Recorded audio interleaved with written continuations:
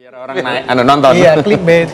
Sebelum kita melanjutkan dialog, pemirsa, kita akan menuju ke Polda DIY dulu. Ada rekan kami dari sana yang akan melaporkan mengenai ahli forensik digital Rismon Sianipar yang melaporkan Pak Jokowi ke Polda DIY atas dugaan penyebaran informasi bohong terkait dengan dosen pembimbing skripsi. Danita, bagaimana laporannya sudah sejauh mana? Ya barulah.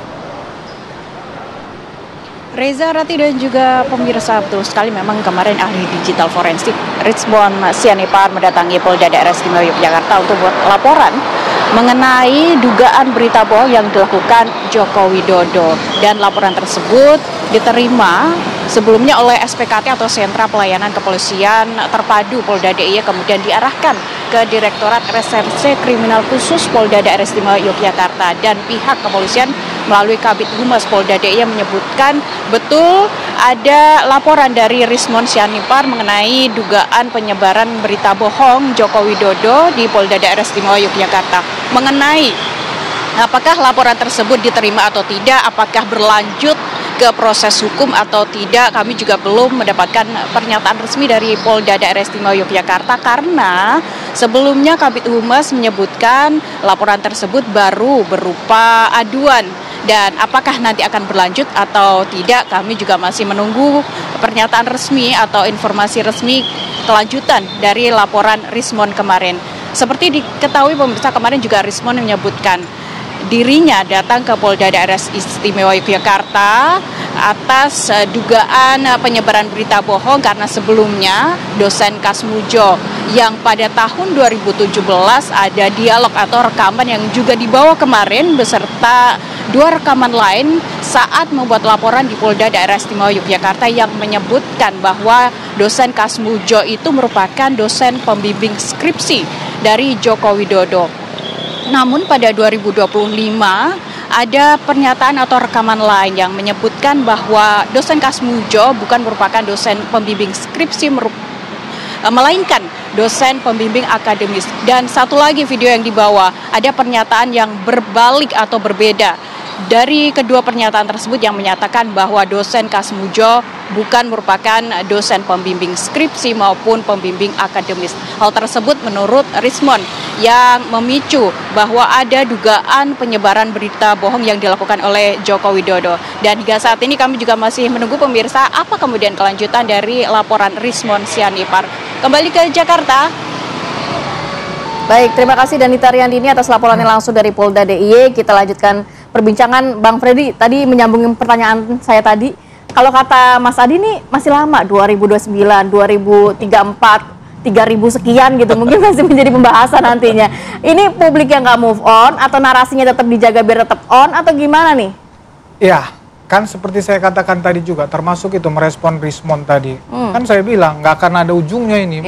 Nah, mendelegitimasi itu, mendowngrade dulu kan paling efektif itu kalau Pak Jokowi misalnya jadi tersangka atau kena kasus hukum. Itu kan paling cepat langsung brrrr kan begitu.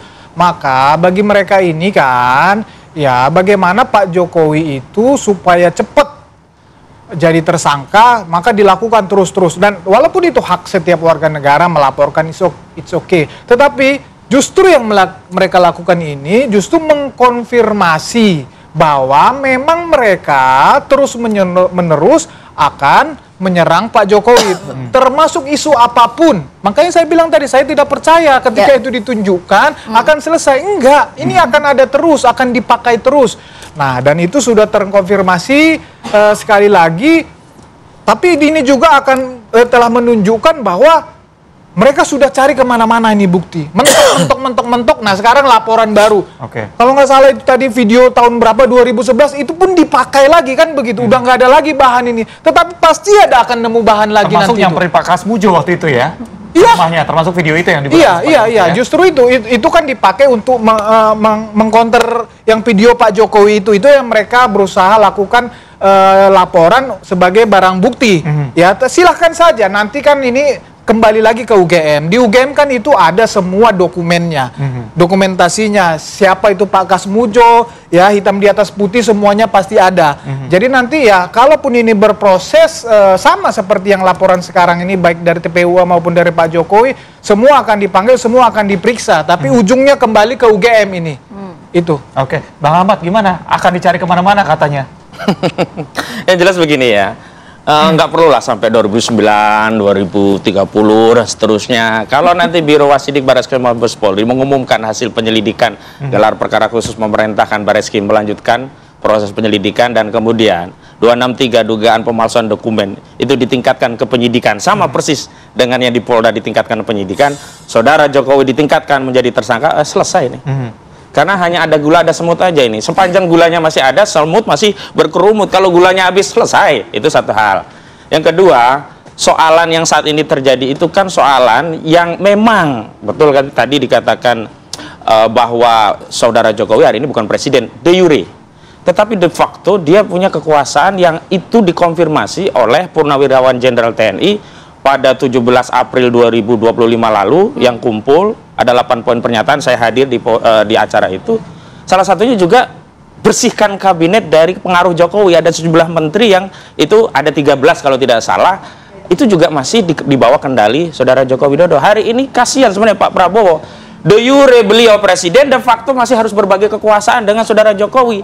Nah, Purnawirawan itu punya pendapat kalau ya tangan-tangan kekuasaan Jokowi dipotong, biarlah Jokowi ya benar-benar istirahat sebagaimana dulu SBY istirahat, sebagaimana Megawati istirahat. Selesai juga hiruk pikuk ini. Problemnya adalah secara de jure bukan presiden, de facto cawe-cawe ke segala urusan.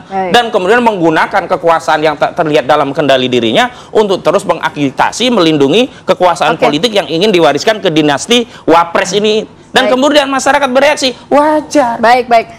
Terakhir Mas Adi, jadi secara de facto itu tadi dikatakan Mas Ahmad loh. Sejalan nggak sama pikirannya Mas Ahmad?